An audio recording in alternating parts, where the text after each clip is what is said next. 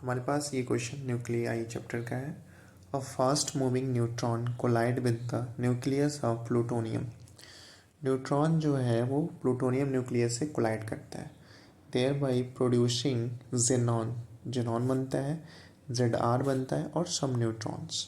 Right the nuclear fission reaction. इसका जो first part है हमको क्या करना है, न्यूक्लियर फिजन रिएक्शन लिखने हैं, और सेकेंड पार्ट में क्या करना है, एनर्जी रिलीज निकालनी है।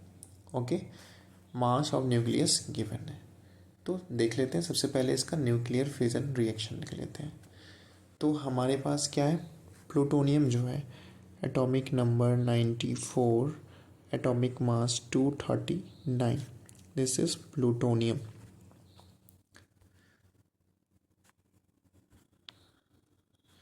ये जो है न्यूट्रॉन के साथ कोलाइड करता है, 0 एंड 1। और हमें बनता क्या है, तो जेनॉन बनता है यानी XE with atomic number 54 134 and ZR with atomic number 40 and 103 and some neutron N01। ये हमारे पास बनता है। ठीक है, इसको हम बैलेंस कर लेते हैं। तो एटॉमिक नंबर हमारा जो है लेफ्ट साइड में कितना है, 94 एंड 0, यानी ओवरऑल 94 हो गया। राइट साइड की बात करें तो 54 यहाँ और 40 यहाँ पे, यानी 54 और 40 हमारा 94 प्लस 0 तो 94 ही आएगा। यानी ये हमारा क्या है, बैलेंस है। एटॉमिक मास अगर कंपेयर करें हम, तो लेफ्ट साइड में क्या है हमारे पास 239 और 1 240 है। राइट साइड की बात करें तो 134 प्लस 103, ये किसके इक्वल हो जाएगा, 237 के इक्वल हो जाएगा। 3 और चाहिए, तो यानी हमको 3 न्यूट्रॉन की नीड होगी बैलेंसिंग के लिए। ओके, तो ये हमारा अब जो न्यूक्लियर फिजन रिएक्शन है वो बैलेंस कंडीशन में है। तो ये हमारा फर्स्ट पार्ट हो जाएगा। सेकंड पार्ट की अगर हम बात करें तो सेकंड पार्ट में हमको क्या करना है, एनर्जी रिलीज फाइंड करनी है। तो एनर्जी रिलीज के लिए सबसे पहले हम क्या फाइंड कर लें, मास डिफेक्ट फाइंड कर लें। मास डिफेक्ट के लिए अगर आप चाहोगे तो delta M is equal to क्या होता है, जब भी हमको मास डिफेक्ट निकालना होता है तो जो लेफ्ट साइड का मास है न्यूक्लियस का, उसको हम क्या कर देते हैं, राइट साइड के न्यूक्लियस के मास से सबट्रैक्ट कर देते हैं। तो यहाँ भी हम वही करेंगे, यानी mass of plutonium plus mass of neutron minus mass of xenon minus mass of ZR minus 3 time of mass of neutron.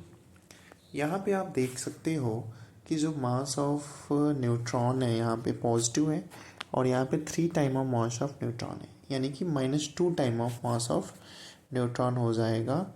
इसको हम डायरेक्ट जो है लिख लेंगे। ओके, अब वैल्यू हम यहाँ पे लिख लेते हैं। मास ऑफ प्लूटोनियम की बात करें वो कितनी है, 239.052157 AMU।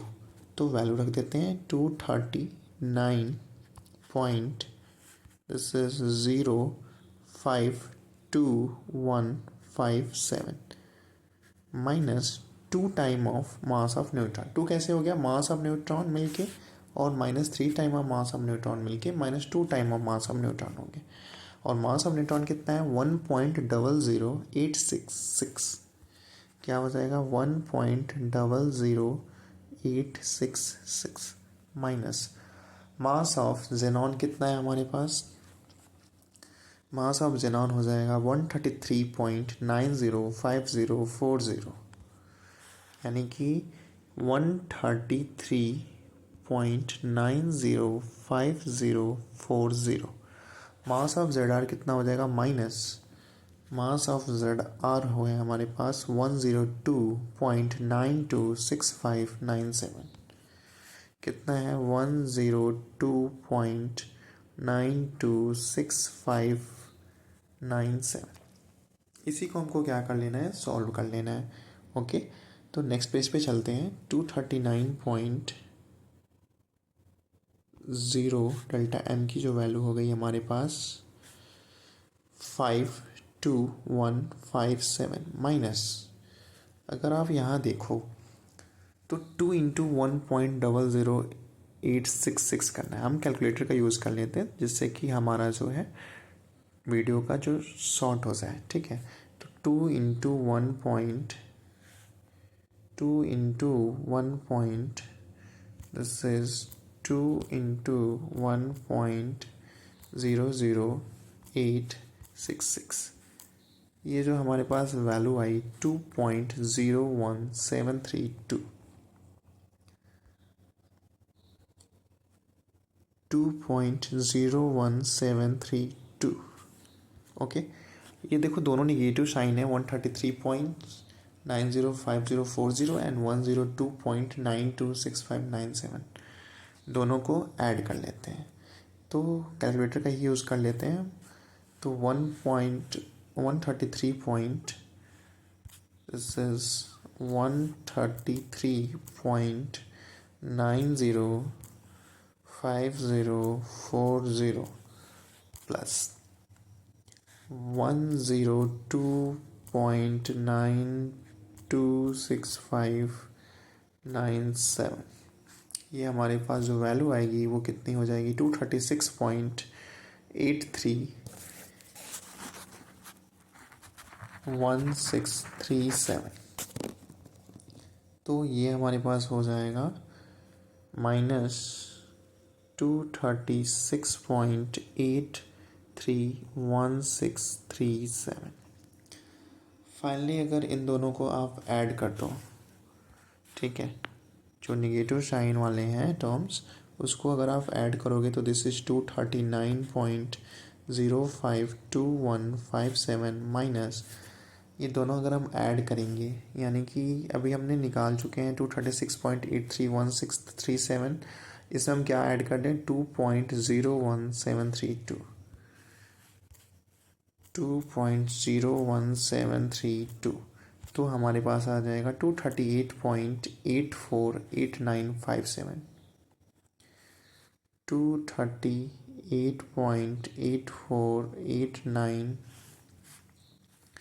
एक सेकेंड देख लेते हैं, 238.8489 एंड 57, दिस इज 57।